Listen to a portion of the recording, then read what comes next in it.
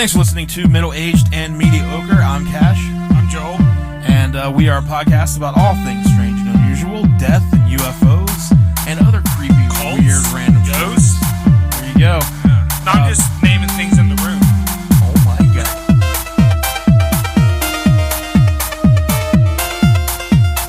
There's a cult of ghosts.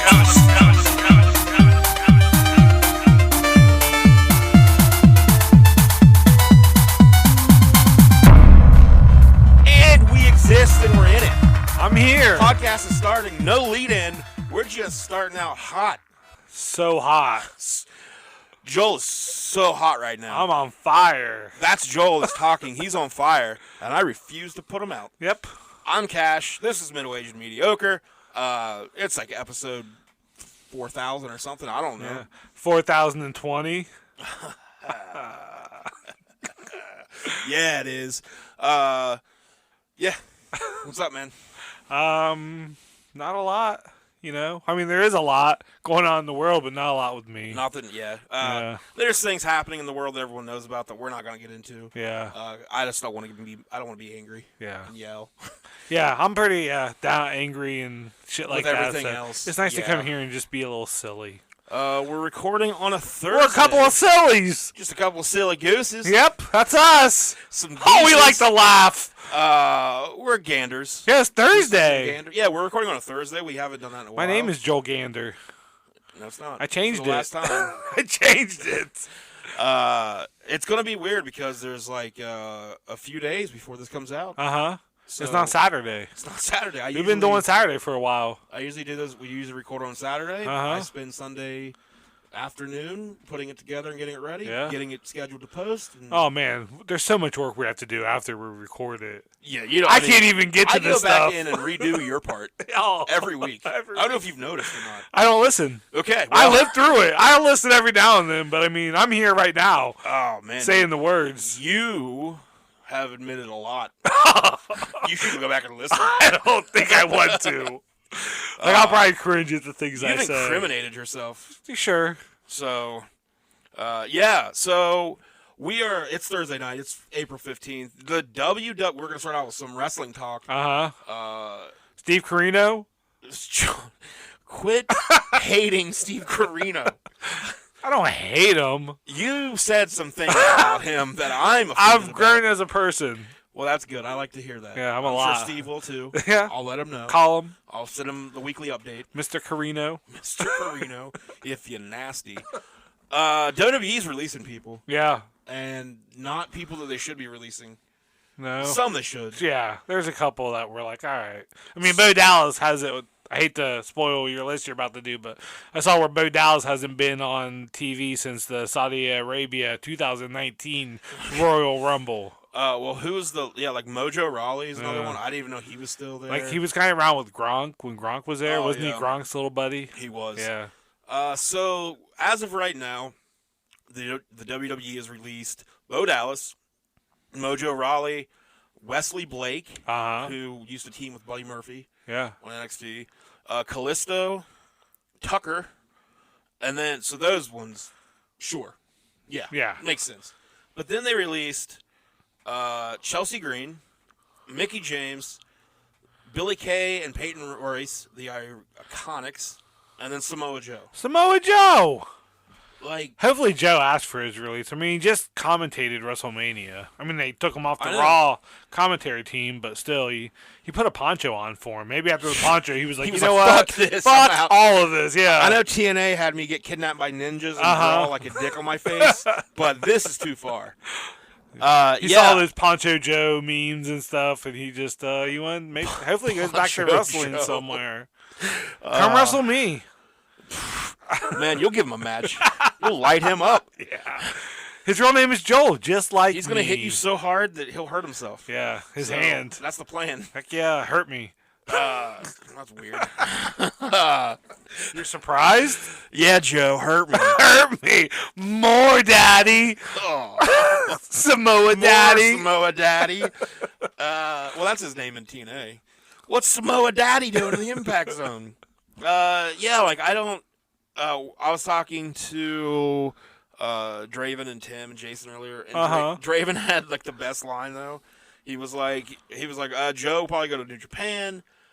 Billy Kay and Peyton Royce, and Chelsea Green, I think he said, will go to TNA probably. Yeah. Mickey James will go to NWA, and then he goes, the rest will be taking jobs at fast food restaurants and local indies, which is probably true. Yeah. Like, local indies are definitely jumping all over those guys. Yeah. Callisto, Wesley Tucker. Tucker, Bo Dallas, Mojo. But, man, like, I fucking think Chelsea Green is amazing. That's Zack Ryder's fiance. Mm-hmm. Woo, woo, woo. Billy Kay and Peyton Royce. Yeah. You don't think Bo Dallas will end up on AEW or I mean, maybe TNA? Like hopefully, like just repackaged. Like AEW Dark, maybe. Yeah. I can't imagine him being a big. I mean, Joe's the only one that I think TNA or AEW will really go after. Yeah. You see where CM Punk is his latest comments about coming back to wrestling? No, something about wrestling doesn't need him now. Yeah, that. But he was like basically saying for the right story and if it made sense. I mean, he said that for the money he'd come back. So now it'll probably be AEW. Now I want to see CM Punk versus Samoa Joe. Yeah, that'd be. I mean, I guess they tweeted at each other today about the release and like, stuff. Can't believe they paid us money. Yeah, they fucked up and paid us. Yeah. Those dudes had like some of my favorite matches ever in Ring of Honor. Yeah, they worked that one match is like all based around the headlock, like Iron Man matches and stuff, and I hope that'd be awesome. But yeah, I just can't believe they release like how shitty is WWE creative that they can't figure out what to do with Tucker. It's Tucky. Can't figure out what to do with Tucky. No, like Mickey James, I think would make a really good agent in AEW for their women's division. But Billy Kay and Peyton Royce, man, like Billy Kay's entertaining. Yeah, she was fun to watch. Yeah, I think she's really. I mean, she was over the top. She kind of didn't really. I'm sure she was serious, but it seemed like she wasn't taking it super serious. Yeah, like she wasn't afraid to like embarrass herself. Yeah. I appreciate that. Me too. And then like Peyton Royce just had a match with Asuka on Raw like 3 weeks ago, maybe. It was phenomenal. Like she's such a good worker. Yeah. But I don't know, WWE just like I'm somehow now like fully team AEW. Like I've come full circle on them. You should start a podcast. Maybe I will. Yeah, man. get 3 of your other friends. What can I call it? I could do not say that name on this show. What could it be called? You're gonna say I'll think about it. Okay. All right. Well, so that's wrestling news. Who do you think? So, do you think out of that list, like, do you have predictions of where those people go? At least, like the bigger names. I think, like you said, I think Chelsea Green will go to Impact just because that's where Zack Ryder is. And is he? Yeah. Okay, I didn't know. Yeah, he's fighting. Him and Brian Myers are about to have a match on like their pay-per-view or whatever it is. I read the results still. They're like the toy guys, right? Like they have the the wrestling figure podcast or something like that. I watch their videos. They're pretty entertaining guys. And I think Joe hopefully goes to AEW. I would just like to see him wrestle. He's like 37. So I mean, I think he would still have some good years left in him. Draven was saying his last run in the WWE, which I don't think I saw much of it because I really wasn't watching wrestling. Yeah. Because it was just really shitty. But Draven was saying, like, it looked like he was just not physically able to go. Like, his knees looked really bad. Oh, yeah. So I don't know I don't know. He was hurt a lot. I mean, I know that for sure. He got a concussion filming a commercial. I don't even know how the hell that. Yeah, that's why he's out this most recently. I mean, at least you got yours in the ring. Yeah. Like a man. Yeah, Joe. This is the start of our match, Joe! I cannot wait for Samoa Joe to kick your ass. And then he'll do the podcast with you. And then we'll be doing the podcast. Talking about, remember that Joel guy? That guy I killed. He just kept saying, "It hurt me more, Joe." Samoa and Daddy. Daddy! What do you think about Mickey James? Oh, I think about Mickey James. I ask you what you think. I think she's pretty good, hardcore country. But I mean, you think she'll go to AEW, TNA? I like your NWA because her husband's there. Oh yeah, Nick. Yeah, Nick and women cannot be far away from their man. You do have a thing where you're like, all women should be next to their husband. I have a thing.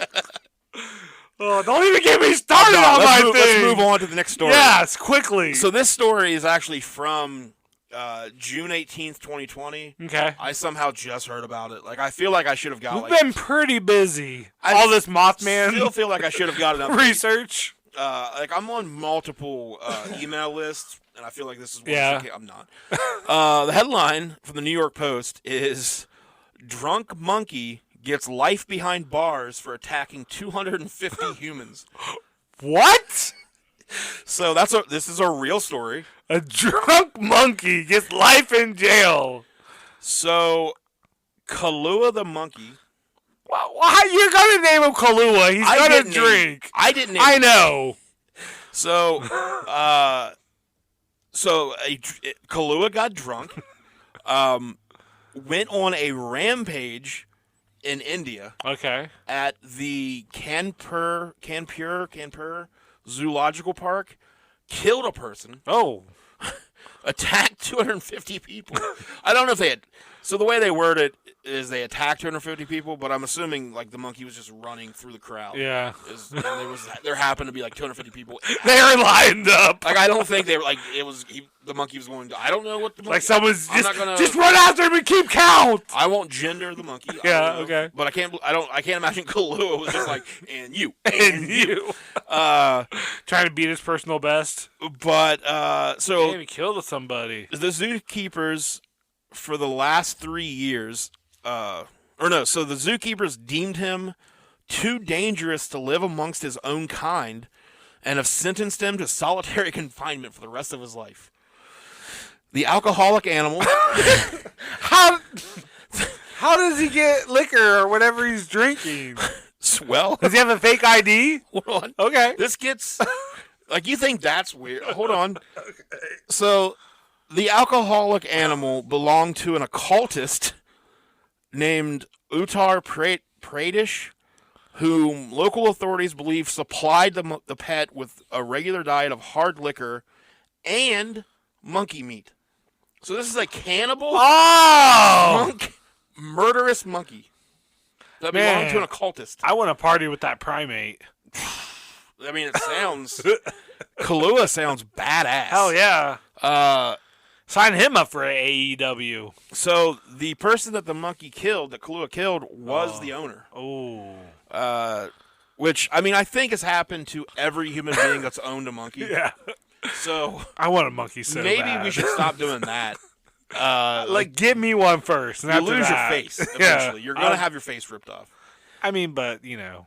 What's a face? So, yeah, he's still, or Kahlua is still, as of 2020, still locked up in her own separate cage. Man. Like, probably went through withdrawal. No more alcohol. I doubt they give him alcohol. And no more monkey meat. Them alcohol. No more monkey meat. Unless he just takes bites of himself. Lets it heals, taking their little bite. Maybe so. Maybe. Like, I'm sure an occultist owned him, so I'm sure this monkey like can regrow. He's possessed. Yeah. It's like a magical monkey. So, yeah, that's... I mean, I don't know how we missed this in our 2020 review. Oh, yeah. Honestly. We need to go to India now. Let's go. You Free go Kahlua. Now? Yeah. Okay, let's go. We'll be right back. I'll drive. BRB. So, moving on to a more current story, and you said you had heard about this. Jaleel White, friend of the show. Did I do that? Otherwise known as Urkel. Yeah. He's getting into the weed game. Oh. This is per blackenterprise.com. Stefan Urkel. Yes. He's jumping into the weed game, dropping Purple Urkel cannabis with 710 Labs. So, partnership with 710 Labs, releasing a new cannabis line called It's Purple. The line will feature variants of the popular cannabis strain Purple Urkel, which he launched in April. It'll launch on April 20th. So 420. This comes out. This episode, nope. That's It'll be Tuesday. The day after this episode comes 420 out. is Tuesday. Yeah, you know. 2 days. You're like all over the 420. Yeah. Well, So- it's a girl at work's birthday. She's been talking about it. She's like, it's like so crazy. It's my birthday, It's my Mom! birthday on 4/20. It's my birthday, Mom. I know who you're talking about, so. Jackie. It'll start in California, could eventually move to other states and marketplaces. It'll be available in 8s, vape pens, and whatever the fuck a noodle doink is. Any idea what that is? No idea. I mean, A noodle doink. I'm going to Google this. I think they should have named it like Swiss, cheddar, sharp, and then like their slogan could be like him going like, "Got any cheese?" What? I'm Googling noodle doink for you guys. All right, you're on the watch list now. That's fine. Maybe they'll send me Noodle doink sounds like some sort of sex toy. clown wrestler. Okay, clown wrestler who is also a sex toy.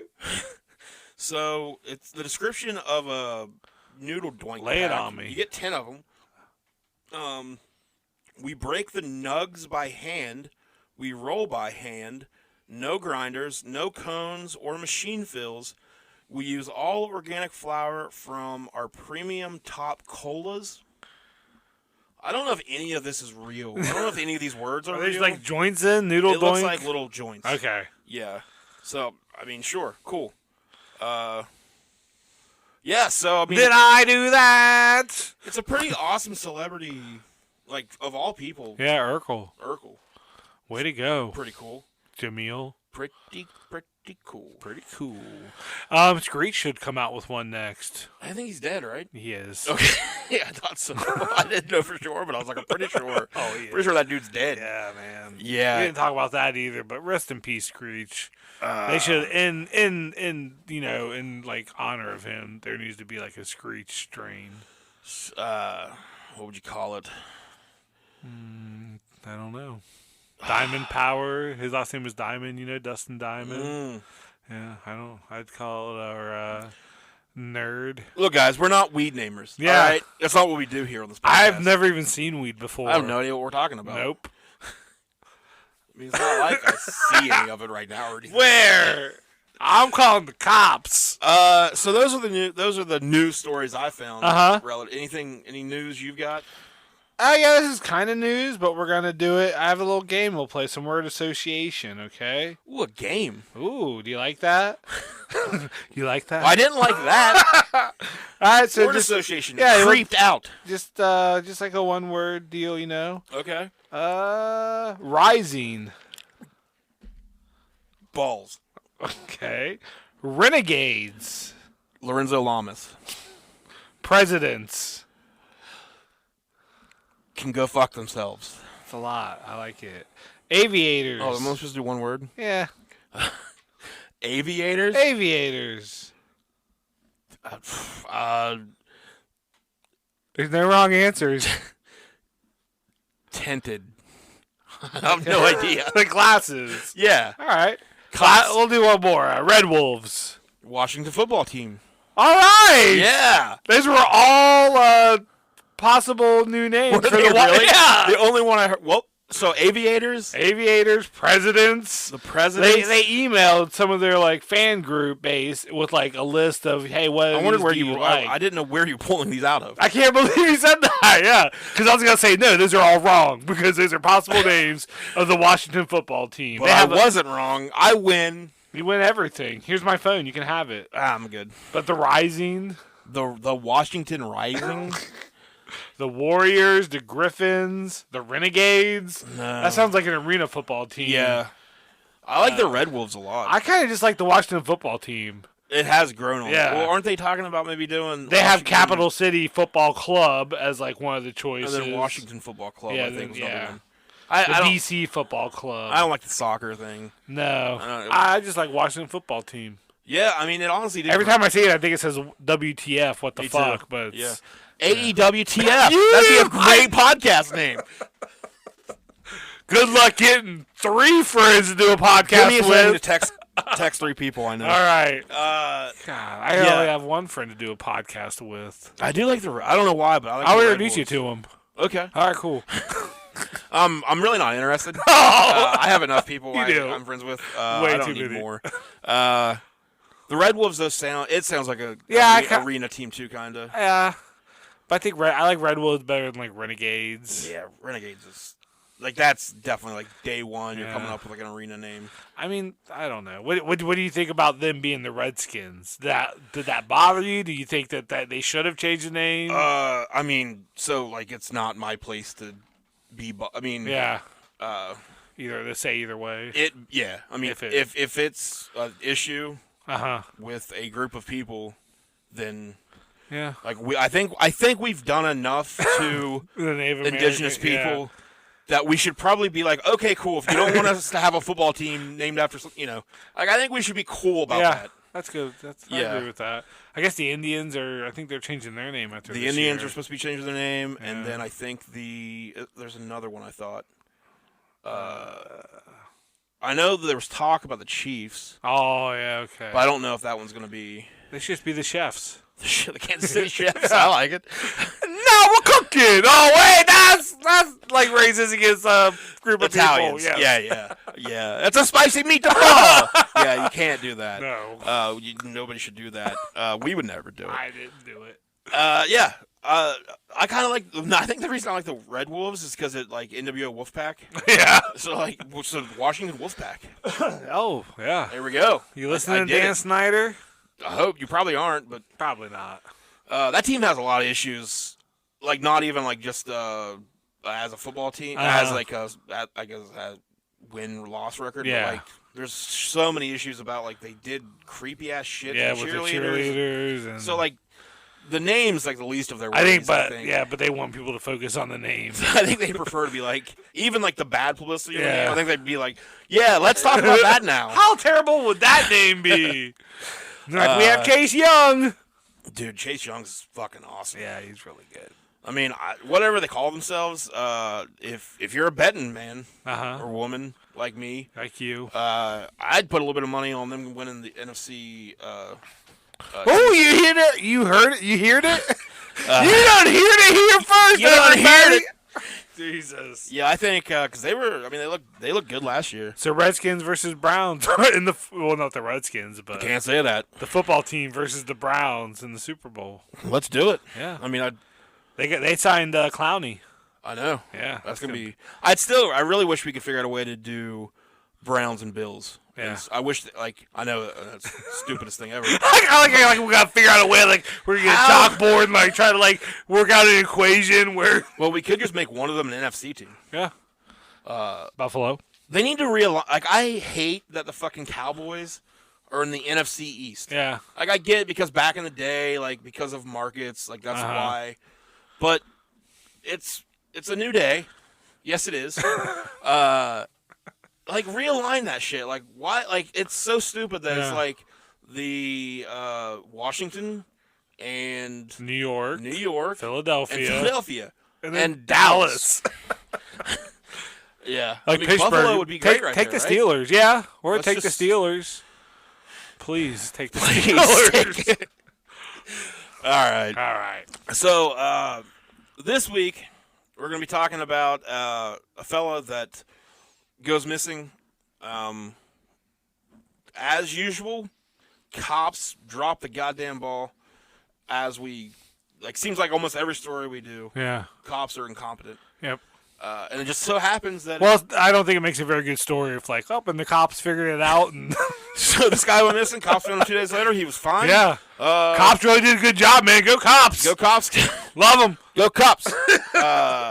Okay, so Jake Millison was 29 years old. He was living in small Colorado town of Gunnison with his mother on his family's property known as the 7-Eleven Ranch. Oh. As far as I know, it has nothing to do with the convenience store. It was just always open? I guess. I couldn't find why they called it the 7-Eleven Ranch. He spent most nights at a local dive bar called the Alamo, and according to his friends, was a creature of habit. If you had plans to go to the movies on a Saturday, he'd text you on a Wednesday, asking you what time he should pick you up, text you again on Thursday and Friday to confirm. Like when they went on motorcycle trips to California, he was always the one that brought like tarps and first aid kits, just always ready, Stay ready. Stay ready. Don't get ready. Stay ready. He'd drive into town most evenings, work out at the local gym, stop by the Alamo. How much could he bench?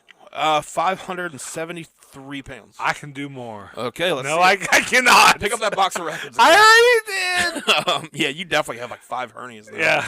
I have this giant box of records in here that's 3 feet tall. Maybe? Yeah, probably 2.5, 3 feet. Yeah, and Joel fucking hossed it up.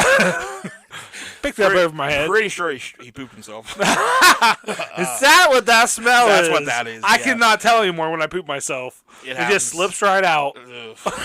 I left my cork at home. Those poor Zubas pissed. Red, white, and brown now. All right, Jesus Christ. So he would always sit at the same... I'm strong. That's the point of your little antidote. That was not the point. Oh, okay. So he would always sit at the same table, always order the same drink, which was a Coke. Oh. Anything he didn't really drink alcohol or anything. When he did, it would like make him really nervous, which is a weird side effect of Of drinking. alcohol, yeah. But he had like a really close-knit group of friends. They'd shoot pool for a couple hours, then he'd head home to the ranch. He kind of like just went on like clockwork, like same routine. I know that drill. He definitely wasn't the kind of person to just fall off the face of the earth. Yeah. But that's what he did in May of 2015. Well, the earth is flat, so it's easy to fall off of. I have heard that. You just dangle your legs off the side, and then you're like, well, this is it. Wouldn't that be cool? To dangle your legs off the side of the earth. Like, I wish those idiots were right. Because that would be awesome. Just, like, walk to the edge of the earth and be like, all right, man. I'm just going to chill here for a little while. And then just fall off. And then just, all right, I'm out. Oop. Yep. Jump off. I'm done. Okay, so Gunnison, Colorado is on the western slope of the Rocky Mountains. Has a population of about 6,500 people. It's a mix of hippies, hunters, college kids, ranchers, mountain bikers. At a place called the Trader's Rendezvous, you can get like a old antique rifle or like a taxidermied animal. Mm-hmm. And then right down the street from that, there's a place called the Shaman's Corner, which is a combination massage parlor, tattoo shop, wink, and metaphysical gift shop, whatever that means. A metaphysical gift shop. So cool. You can you're like buying like ideas for people. You're buying ideas. Yes. I bought you some positive vibes, man. Man. I wrapped them up with my heart. Smoke me if you got them. So Jake's parents split up when he was 6, and his sister. Don't blame yourself, Jake. He was 6. His sister Stephanie was 7. His father Ray, once the divorce happened, moved to rural or just New Mexico. His mom Deb got remarried to a fella named Rudy Rudabaugh. Rudy Rudabaugh. Which I had to go look because I thought that was Rudy from the movie Rudy. Oh, yeah. And I was like, well, there's no way this fucking guy's name, but it's Rudy like Rubega. Okay, it's pretty close. But anyways, so she didn't marry Rudy. Yeah, Rudy. This Rudy Rudabaugh, was a widowed rancher who was 2 decades older than her. 20 years. That's yep, good job. Thank you. What's 3 decades? 30 years. You. What's 4.5 decades? Let's move on. I passed out. You passed out. I shit myself. I shit myself again. So Rudy was like a very well-known person in Gunnison. Everyone had a story about him. Yeah. As one man would put it, he was a tough little turd. That's how I refer to you to people. When I tough little turd. I'm like, oh, Joe, he's a tough little turd. I'm just glad you're referring me to people. He served as a frogman in World War II. All right. And he would like do that whole thing where he would like be in. They're called rice paddies, like the little water-y things. How ribbiding. He'd have the fucking like ribbit straw. Oh yeah, through the water. Like he was that guy. Oh nice. But once the war was over, he bought the 7-Eleven ranch and he began a hunting business out of it. So like he would take people out on hunting trips and stuff. Corner the poor defenseless animals and make it really easy for people to kill them. Yes. Cool. Basically. Awesome. Yeah. Way to go, Rudy. Rudabaugh. He did things his own way. In the pre-cell phone era, he used carrier pigeons to send messages between the camps. Just like Mike Tyson. Yes, just Okay. just like Mike Tyson. When Jake and Stephanie were little, Rudy and Deb bought a African lion cub, kept it chained up in the horse corral, and fed it roadkill. Neighbors complained about it because it would frighten the shit out of their livestock. Well, yeah, a fucking lion. And the lion was eventually shot and killed from the highway in like a drive-by shooting, basically. Oh, wow. So, interesting fucking life. Yeah. Um, Or if they ate it, what's lion meat taste like? Chicken? I'd be lying if I don't. This is your house, but get the fuck out. I'm leaving. Jake, I just shit myself again. turn the lights out when you're done. Jake and Stephanie were homeschooled by their mom, mostly just so they could help her on the ranch. Uh-huh. Like, I don't know how much schooling was being done. Because there was always a lot of work on the 700-acre ranch. They would brand calves, bale hay, repair like equipment, lead hunting trips, care for the horses. Rudy got older. He was already, 20 years older than 2 decades. 2 decades. And he was having trouble keeping up with everything. So Jake kind of got like the bulk of the work put on him. It was expected to keep shit up.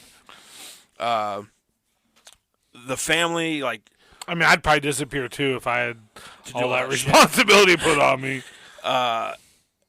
So the family was often the last to finish putting up their hay for the season because Rudy and Jake had to do all the work themselves. Yeah. Like, Rudy's getting old. You can't really. So And Jake's always at the Alamo. Jake's always getting, not drunk. He's He's drinking Cokes at the Yeah, Alamo. he's getting hopped up on sugar. Jake's friend and former neighbor, a dude named Adam Talk about cokehead. Cathizer, would say. And when Rudy was no longer able to do anything on the farm, it just all got dumped on Jake. So he started attending public school for the first time as a teenager. He would get in trouble a lot because he would have like a rifle in the back of his truck, and he didn't realize that was like not. That's not allowed? Yeah. I can't just have a rifle on school property? Yeah. I mean, he basically spent his entire youth isolated on this ranch. Yeah. So, like, he had no idea like what was, cool or not cool. He's like, where do you guys have all your lions at? Yeah. Like, What? you guys. You don't have a lion? Weird. Do like I brand all of you or like just? So he was very quiet, introverted, but he made friends with like other people kind of like him. FFA members. What's that stand for? The Future Farmers of America? You guys didn't have that at PHS? Your high school? I didn't get involved with anything. Yeah. in Well, I high didn't. school. I mean, I wasn't involved but in I it wasn't either. I even- just I just even, knew in little ass Springfield, Ohio, where I went, I like the don't think we FFA had was a that. big deal. There's not. I mean, Parkersburg's not a big farming. Yeah. So we had like there was ROTC. Uh-huh. I don't think there was. There. Yeah. I don't remember there being clubs or anything. Well, I say me and you start the FFA. I don't know shit about farming, dude. Well, we're going to be farmers in the future. We got to learn now, prepare for the future, because we're future farmers of America. All right. Well, this is our new life. Join us on our new podcast, Farm life. FFATF. So after high school, Jake stayed at the ranch, of course, while most of his friends rented apartments in town. Jake really didn't like people. But he, his friends were like, he would pretty much do anything for them. Yeah. He just didn't like any other people. Yeah. I get that. Totally get that. Sure. His friends said that he actually kind of like, it was kind of exhausting how much he wanted to hang out with them. Uh-huh. Like, they loved him and they wanted to be with him, but they were like, fuck, dude, we need like a break. But Yeah. he probably like, I assume that's how everybody feels about me all the time. like, dude, if you could just give me like 5 minutes. Yeah, I know, and I apologize to every single person in the world that I feel that way constantly. that I am such a burden upon you, and I realize it. I'm always like, nobody actually wants Yeah, me in this room right now. They would, I'd rather be anywhere than here right now. No, I'm just kidding. I like coming here. they would basically say that, he was an asshole. Uh-huh. He was their asshole. Yeah. So, so then when he was 23, when Jake was 23, Rudy died. This was 2009. R.I.P. Stephanie received an inheritance of $30,000, Dang. but Jake didn't get any money. And Jake got dick. The assumption was that him and his stepbrother Shane, which was Rudy's son from his first marriage, would just inherit the ranch. Yeah. Cool. Yeah, thanks. Thanks, dude. So now the entire ranch was kind of left to him, like all of the work. Sell that shit. And like his friends, like were always like, dude, fucking bail, like Yeah. And like hay bale. But like as much as he really didn't like seem to enjoy being at the ranch or whatever, he was stubborn and he wanted to make it work. His responsibility, so he's gonna do it. Yeah. So let's take a quick break. All right. Right there, and then we'll get back and we are going to get into what happened.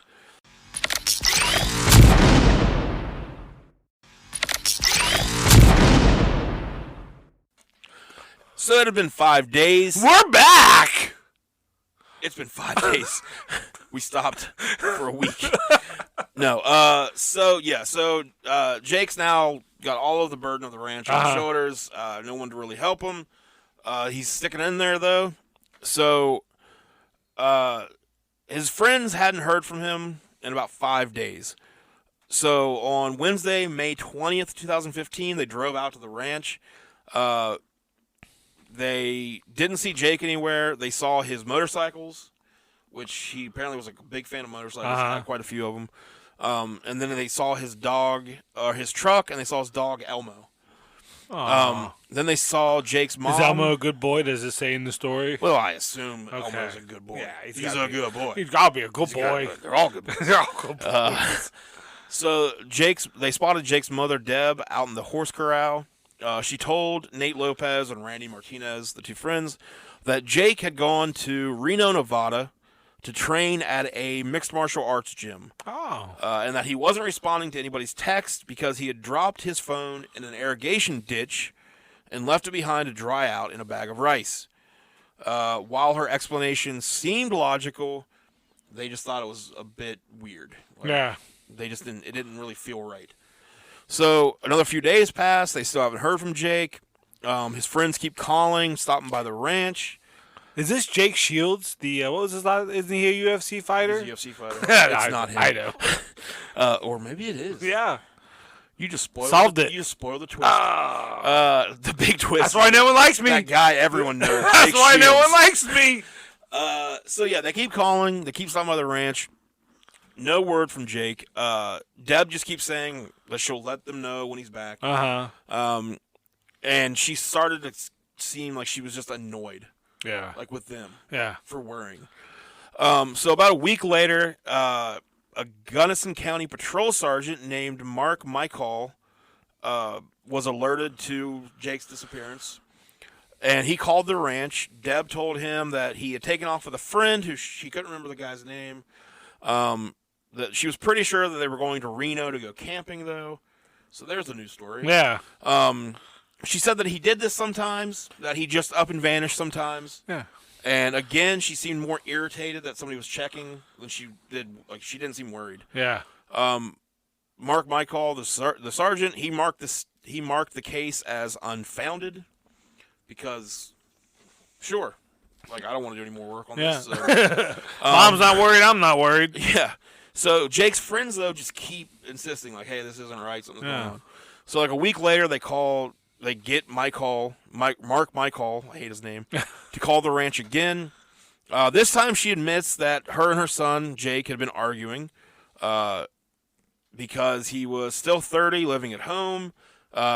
He was always asking her for money. So she said that they've been arguing about that. Well, he doesn't have a job. He's got to take care of his ranch, so... Yeah. She says that he grabbed some camping equipment, a gun, some cash, and then jumped into a car with someone that she didn't recognize. She just assumed he was in Nevada looking for work, or in California with his friends, or in New Mexico with his father. So, or maybe MMA. Or he's Jake Shields. Yeah. So, yeah, money at this point had become an issue on the ranch. It was not thriving the way it once was. Ranching in general was not what it was. Economic pressure and climate change had kind of fucked up ranching. So, like, since this is just some little random information, Since 2000, the Colorado River Basin has been going through an unprecedented period of drought. Oh, and that's not good. That's not good. No.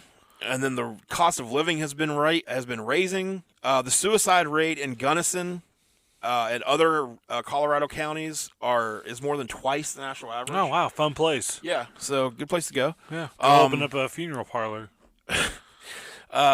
So a lot of because of the water deficit, a lot of Colorado's cities have turned to what they call a buy and dry policy, which is where farmers agree to let their land kind of just like they don't really do anything on it, and they sell the water rights to the urban areas. So like I don't know how that works exactly, but so like they don't really touch their land. Yeah. Their cities come in and get the water somehow. Yeah. I don't know. And they don't. Yeah, they're not like probably using the water to do all their stuff. And so I mean, they just don't really have their ranch. Like they don't have their land anymore. Oh. So like ranch life had become something at this point more of like that a wealthy hobbyist would do. More so than like a real cowboy. Like that wasn't really happening anymore. Yeah. So actually in Gunnison County, not far from the 7-Eleven ranch, the billionaire businessman Bill Koch, which have you ever heard of the Koch brothers? Nope. Koch. They are terrible human beings. Okay. He built a it's private like property. It is a replica of an old West town because this is how much money this guy has. Yeah. He built a replica of an old West town complete with a saloon, church, jail, and train station. It's 21,000 square feet, or there's a 21,000 square foot mansion on it, stocked with memorabilia, including firearms that belong to Jesse James and Sitting Bull. Oh. So, like, he just has his own little personal playground, old West town. Yeah. Because people have too much fucking money. So, while a lot of news accounts after this story broke would refer to the 7-Eleven ranch as like a $3 million ranch, it was more of a junkyard, is what his friends would say. Jake lived in the lodge nearby, or on the ranch, which was intended for like big gatherings and camp suppers and like when they had the hunting parties and stuff. But now it was just like filled with Deb and Rudy's shit. Oh. So like he just kind of like, I guess he just had like a little bed in there. Yeah. Little corner. So faced with more than they could handle, the family sold off a lot of the livestock and stopped doing the hunting trips. So money just dried up, and since Jake didn't receive a paycheck because he just spent all his time working at the ranch, and since he didn't inherit any money and the property was going to be his, he still would like to go do things. So he just always asked Deb for money. Like, I don't know what she did, but she had money. And she would kind of be shitty about maybe she got left some money too, or an insurance. I mean, she might have had a job too. I don't know. Yeah. But he found ways to make money on his own, though. He would cut and sell firewood. He worked part-time for a landscaping company. Like, I have no idea when this dude had any time to do anything he wanted. Yeah. He came up with a scheme once to grow marijuana and sell it to college kids, which his friends thought was hilarious. They would basically be like, you don't even smoke weed. Like, how are you going to, like, you don't even know what you're doing. But he did it. He even at one point grew mushrooms. Oh. And he started a chimney sweeping business. So, like, Jake was involved in a lot of shit. A Jake of all trades. A Jake of all trades. Look at you. That was adorable. Look at me. So, most of his friends hoped that he had just decided, fuck this, I don't want to do this anymore, and he bailed. Like, he actually was in California or New Mexico, Reno. They completely could buy that he decided to say fuck his family and the ranch. But they would probably say bye to the friends. They couldn't really believe that he would just leave them. Yeah. So, in June, Jake's friend Max and his sister Molly went and talked to that Mark Michael guy at the sheriff's department. So many M's. Max and Mike. It's Max Matheny, too. Max and Molly went Max to and Molly Matheny talked to Mark Michael. Oh, my. Molly had called Jake's dad, Ray, and he was like, yeah, I haven't heard from him in weeks. There should definitely be a missing persons report filed. But Mark Michael, the sheriff guy, he didn't think that was necessary. He's talked to his mom on the phone twice. Exactly. Okay? That's pretty much what he's he said. on top of it. Yeah. That's pretty much what he said. He just was like, well, I've already talked to his mom, and she Yeah. said it's fine, so it's fine. But finally, after like a lot of pressure, they reopened the case, and they alerted law enforcement to be on the lookout in Reno for Jake. When his friend, I forget this guy's name now, but his friend filed a missing person report, and the sheriff department just kept saying that the family doesn't want that. Yeah. So, most of Jake's friends were repeatedly told that only family members could file the report. But according to Colorado law, any person with relevant, credible information suggesting that a person is missing may make a missing person report. Yeah. So they couldn't figure out why. Why didn't the dad try? Maybe. Yeah, I don't know how involved he was. I feel like the cops just didn't want to.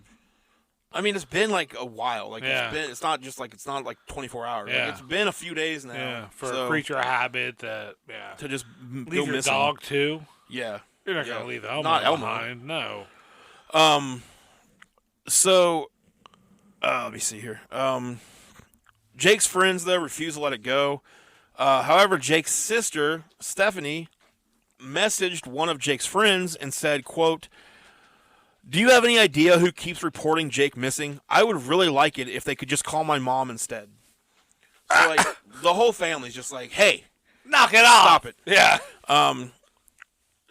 That's funny that you say knock it off.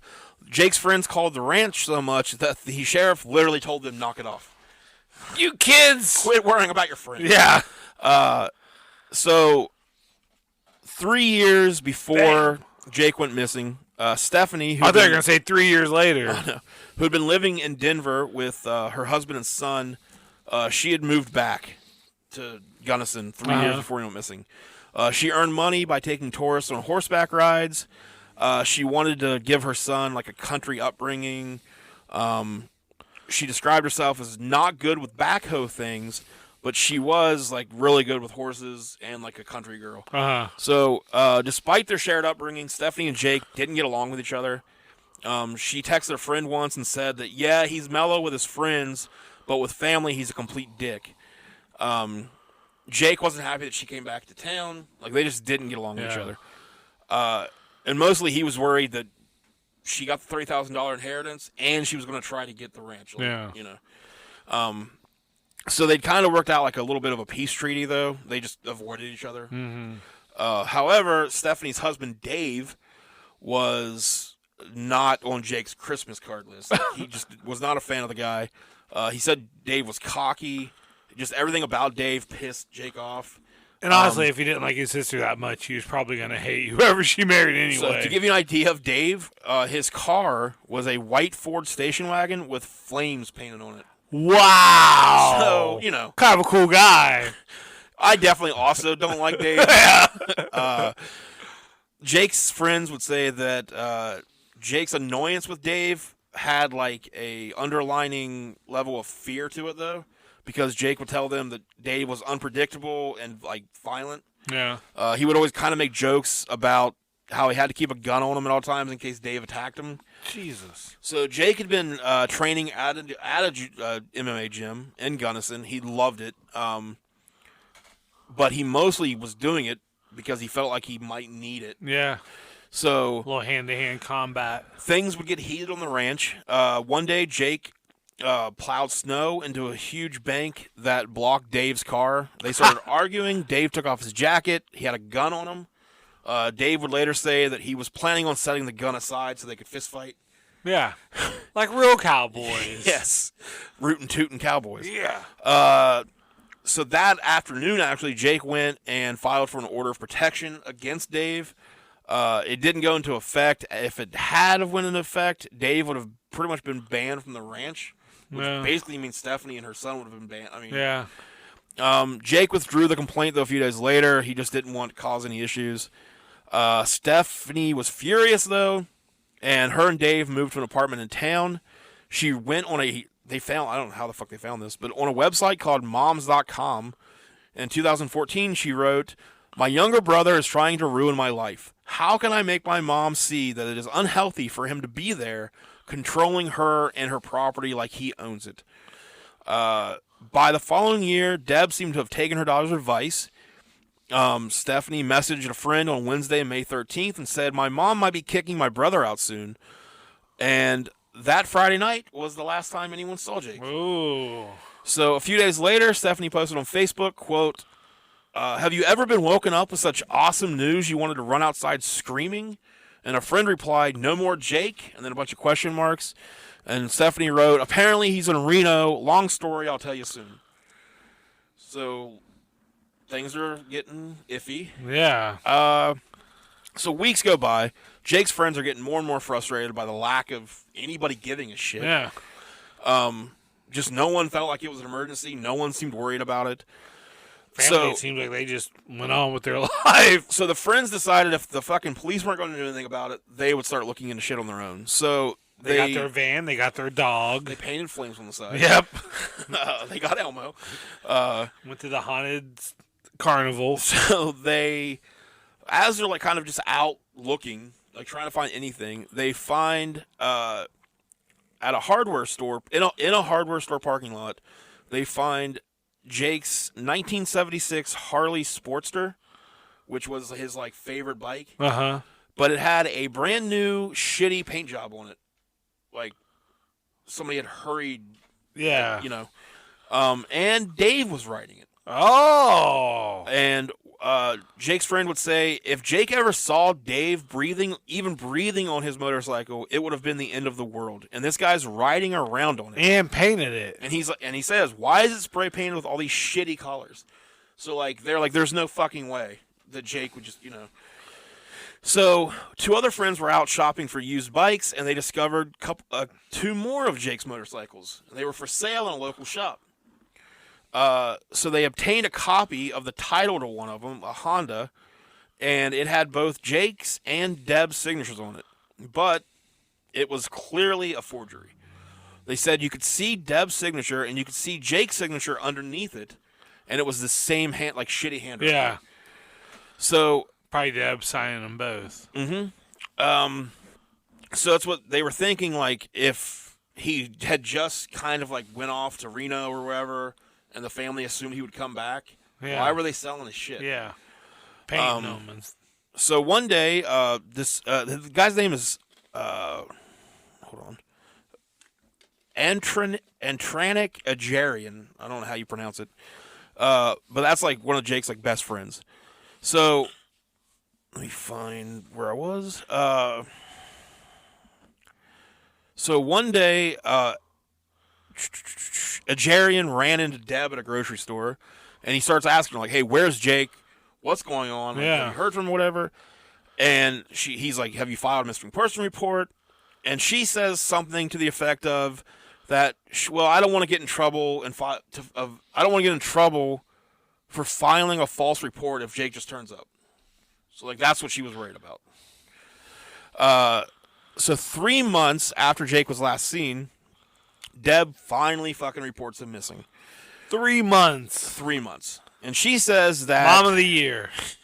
She says that it was his interest in martial arts that had brought him into contact with a bad crowd. Quote, "I figure he got in over his head with something and is either in witness protection or in hiding or dead." So, like, real concerned. Yeah. So Ajarian creates a Facebook page called Where's Jake Millison? Gets right to the point. He posts photos from, like, their trips, and he's just asking people, like, "Hey, if you see him, if you know anything about it, let us know." So someone reports. I don't know if they reported it to the Facebook page. I don't know what. But somebody reports that they saw Deb, Stephanie, and Dave burning Jake's mattress just a couple days after Jake had disappeared. Like a day after, maybe. Which, could be true, could not be true. People like to get involved. Like, people like to say they know things. Yeah. But, and then someone else pointed out that right after Jake disappeared, Dave had changed his profile picture on Facebook, and in the new photo, he was in front of one of Jake's motorcycles posing.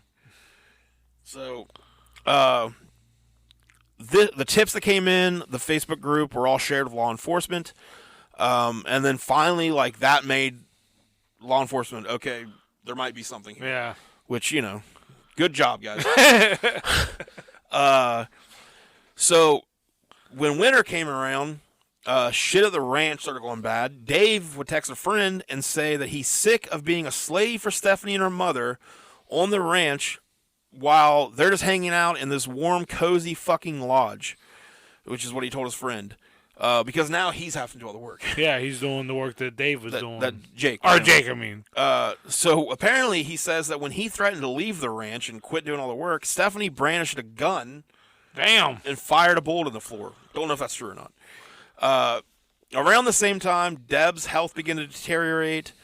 Within a year, she was admitted to the hospital for a collapsed lung, and a biopsy revealed that she had stage 4 breast cancer. Yowzer. Even though Jake's friends would attempt to keep the investigation going, months passed without any developments. A year goes by, and then another year, and everybody kind of seemed like they were just getting used to Jake being gone. Yeah. And it really started to bother his friends. Like, they finally thought they had some momentum. It sucked not knowing.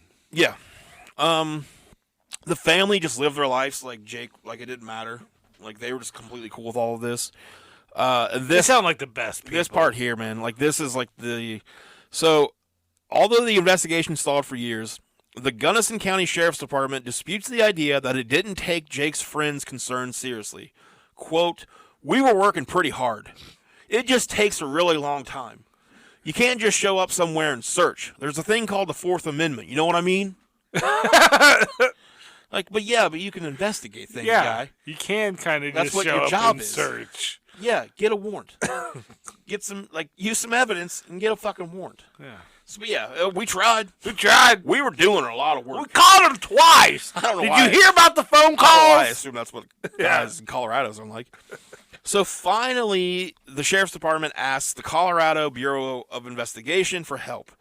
2 years after Jake's disappearance, God dang. His friend Ajarian meets with a CBI agent who tells him, quote, "I can't tell you anything, but things are in the works for you guys."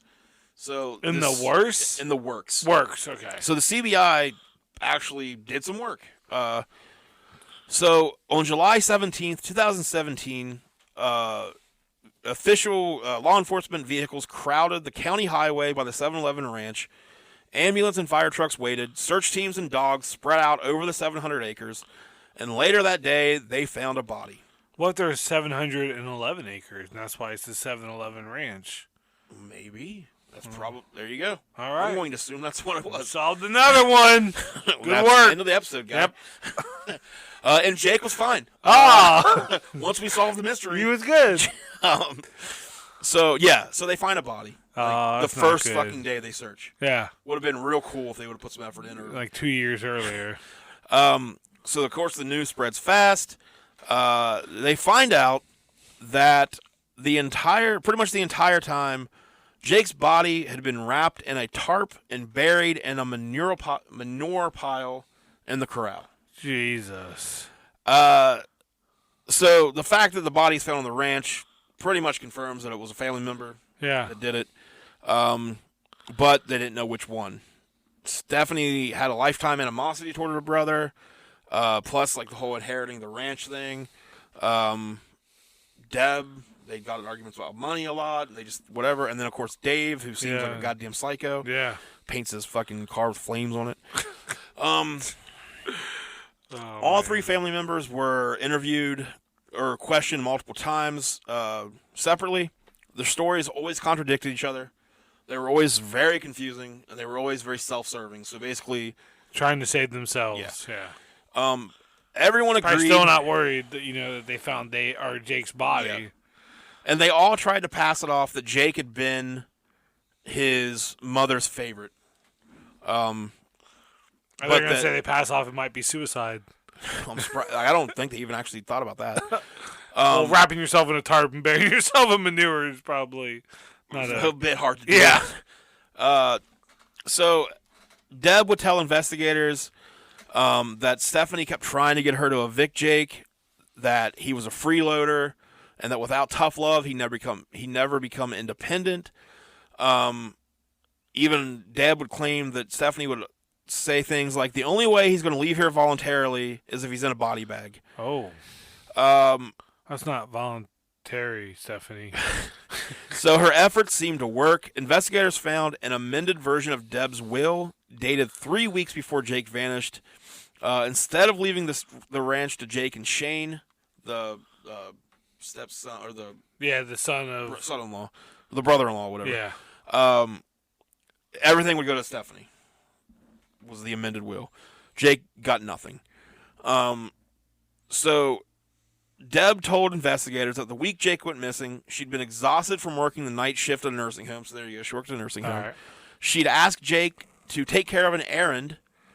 He'd left the job half finished, and then he just went into town, and she said that was the last straw. She waited till he fell asleep that night and shot him in the head. Jeez. She said that she disposed of his body on her own. The investigators pressed her on this, asked how was that be possible? She's like small and frail. Yeah. And she would say Yankee ingenuity with like a smile. So, okay. She said she'd rolled his body up in a plastic sheet, used tow straps and a winch to maneuver it out onto an ATV, and then taking it out to the corral. Yeah, I can see that. So, Country girls will survive. Maybe. When investigators told Stephanie that her mother had confessed to murdering Jake, she broke down. Oh my God, she said, are you fucking serious? I can't breathe. But the officers kind of like it was bullshit to them. It was an act. Yeah. There was the Facebook post about her getting awesome news once Jake was gone. She really didn't give a shit that he was gone. So then they keep pressing her and they keep questioning her. She finally says, okay, honestly, I didn't know anything until a couple months ago. She says that Dave was digging manure in the manure pile when he just uncovered the body of what looked like, at first, a large animal. She said it was partially mummified, wrapped in plastic. They thought it was just an animal. Yeah. But he called her over and he asked, "Is that what you think is this what you think it is?" And she said, "Maybe it is. Let me call Mom." So she calls Deb. Deb tells her to stay away from the body. And she tells Stephanie, according to Stephanie, that it was a mountain lion or a bear that Jake had shot. It's a legal game. That's all I'm going to say. So stay away from it. She told her daughter just to cover it back up with the manure and leave it alone. Leave that shit alone. So in the ensuing weeks, they would just make jokes about it. Basically, Steph and Dave, according to Stephanie, they knew it was Jake. Yeah. And they would just make jokes about that. They would even talk about maybe calling the police, but just decide not to. And then once the investigation actually picked up a little bit of steam, Stephanie insisted that they move the remains and bury him somewhere else. They wouldn't ever say it was Jake's body. They would refer to it as it or the bear. So just shitty human beings. Yeah. Out for themselves. She says in her heart she knew it was Jake the whole time. One afternoon, Dave used a backhoe to dig a hole inside the corral. And a couple of days later, the bear was gone from the manure pile, and the hole was packed with fresh dirt.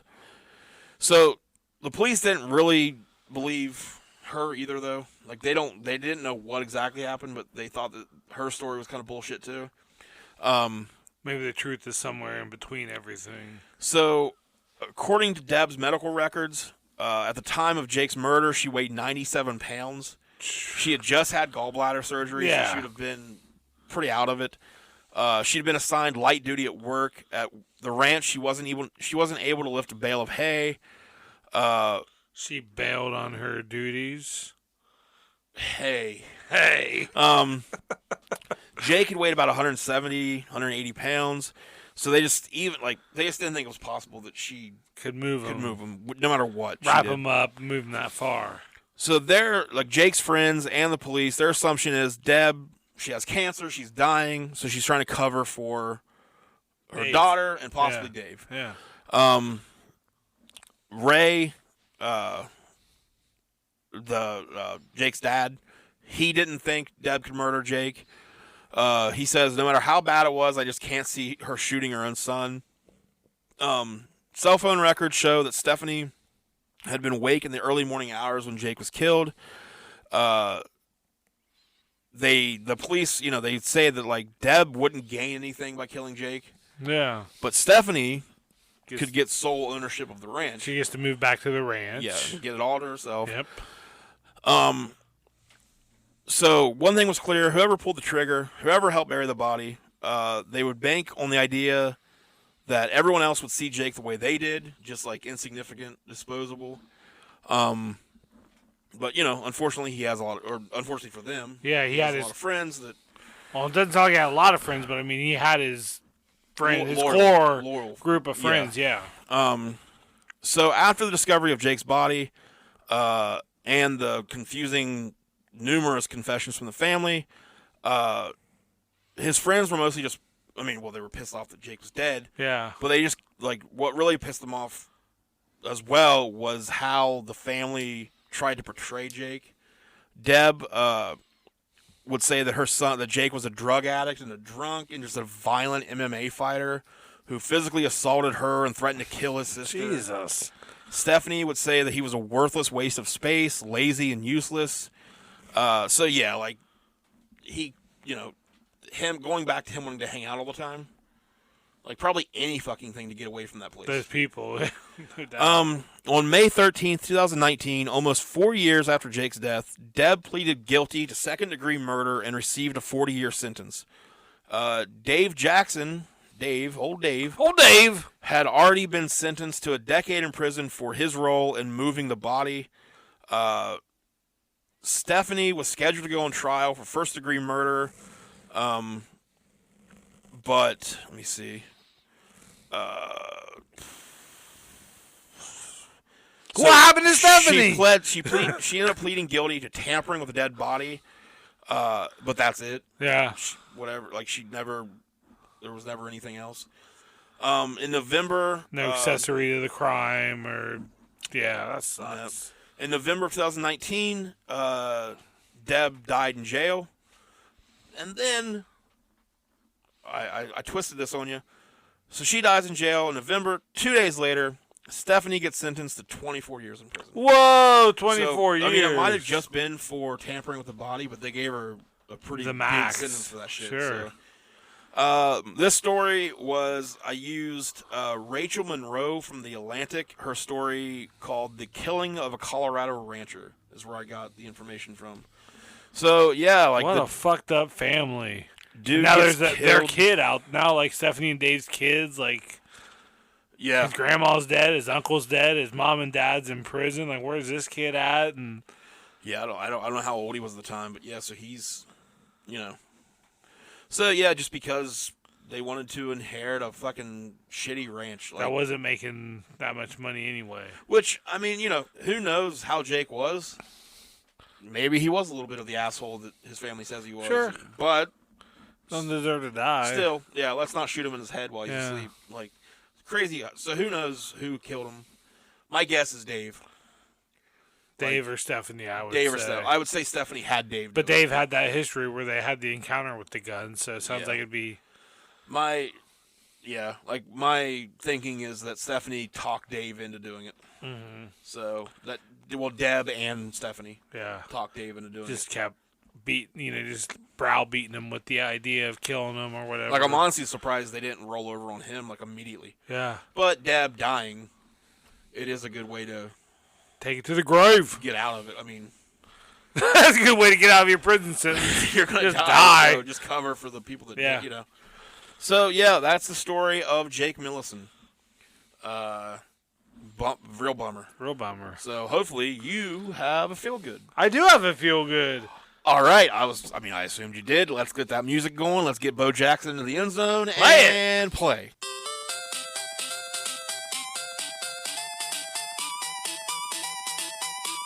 Feels good. I'm pretty sure the Raiders are up 500-0.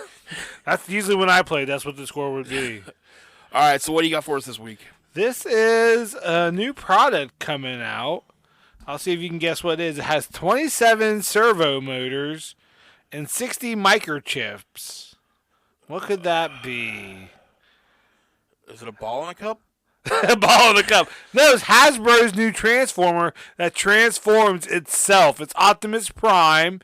It has an app that like goes along with your phone. Have you not seen this? No, I've not. Oh my god, it's an Optimus Prime toy that transforms itself. That's what I'm saying.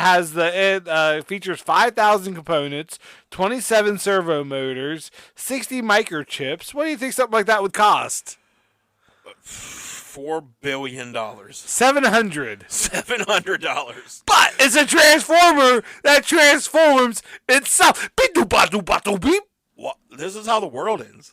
Why are we making things that are going to murder us? If I'm going to go, I want to go by Optimus Prime. I think Optimus Prime is going to save us. Well, it's a tiny thing, though. I mean, it's the size of the original Optimus Prime. It's a toy. $700. It's a toy. Yeah, but it transforms itself. You'll have to look at the video. It's really neat. Everyone at home, Google it. Optimus Prime, yeah. The Optimus Prime Transformer. I'll watch $700, you know. It's got all that 5,000 components. I don't know what that means. What's a servo thing? Maybe, I don't know, a servo motor. There's 27 of them. And then 60 microchips. Yeah, you keep saying servo motor like it's a thing I should know. You should. Like, I just was hoping if I said it confidently enough, you'd be like, "Oh wow, oh servo." Damn, motors. Joel's over here talking about servo Look motors. at scientist Joel over here. I forgot you had that. That's my feel because I like Transformers. I was never into Transformers. That was a fun. You a GoBot guy? I was never a GoBot guy. I don't like robots. Oh. What about that robotic police dog that they just? No, not a fan. Me neither. ACAB. All canines are bastards. Don't you ever say that. I took the Terminator movies very seriously. Uh-huh. I don't know why we all just like laughed at her. Like, ha ha ha ha. I don't think people laughed at them. They were entertained by them. Now we're doing it. Yeah. So, like, I don't want to be enslaved by the robots. Can I take back my feel good then? No, I mean, if you're into... Yeah, I just never got... I was into G.I. Joe. Yeah. He-Man. Care Bear, My Little Pony. I was into Care Bears. Not My Little Ponies. Yeah, I was into... I don't know why, but I just never got into the Transformers. But, I mean, I imagine being the kid that gets... A $700. $700. Yeah, 2 days after you get it, you're going to break that goddamn thing. Will you buy me one? I will not. Oh. No, I will not. If you're out there and you want to start a GoFundMe for me to get the $700 Transformer, I will not be upset. I mean, you know, maybe if you're a good boy, Santa will get it for you. Well, no chance of that. That would be amazing if somebody did a GoFundMe and got you a fucking self-transforming Optimus Prime. I mean, I hope they do. Yeah. I'm pulling for you. It doesn't happen unless you put it out there, you know. That's true. Yep. Yeah. It's out there. You know, you put it into the world. It's on wax. And the world gives it to you. The world doesn't give a fuck, I don't think. There you go. That's the same. That's the same. I was trying to think of what it was. Put that on bumper sticker. That's a lot to put on a bumper sticker. All right.